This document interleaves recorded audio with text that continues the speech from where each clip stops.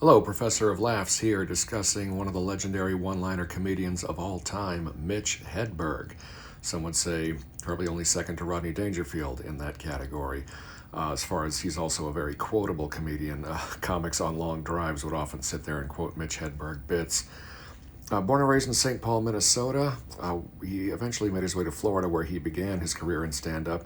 He was known not only for his trademark one-liner style, but also for his slow, sort of almost like a old-style jazz musician cadence, kind of a stoner vibe.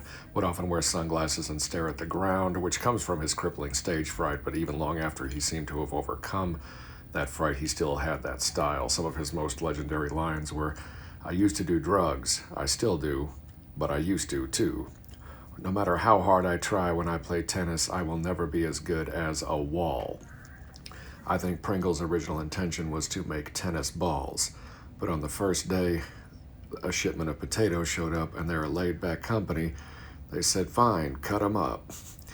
So that, just to give you an idea a little bit of his style. Personal life, the drug bit was kind of a foreshadowing of what would come, sadly.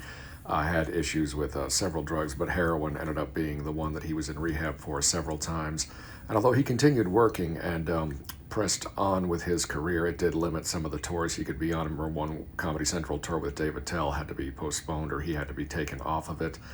Married Canadian comedian Lynn Shawcroft, did not have any children. And in March of 2005, he was found dead in a hotel room from a drug overdose, but it was mostly from illegal drugs. Heroin, again, the main drug there. Is still known and very respected, even by young comics who were barely alive when he was out. His albums did sell very well, and was one of the few stand-ups that only really wanted to do stand-up. He had minor acting credits, but one of his other famous one-liners is, people always want you to do things related to stand-up when you're good at stand-up. Like, hey, you're a good stand-up, can you act? So, but you would never go up to a chef and say, you're a really good chef, can you farm?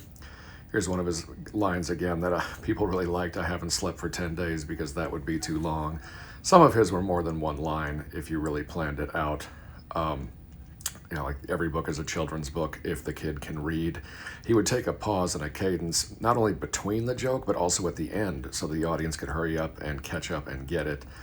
But another one of his was, would you like a receipt for this donut? And he said, I cannot imagine a scenario by which I would need to prove that I ate a donut. So some of them were a little bit deeper thinkers. Again, he did have some minor acting credits, as I said before. Of course, he was in That 70s Show, but would often play some type of parody of himself as well. And was very well liked by the fans and other comedians as well. But tragically, as I said, he did lose his life in March of 2005. And his parents actually set up once a charity golf tournament to help keep kids off drugs, which his comedian friend Doug Stanhope took issue with.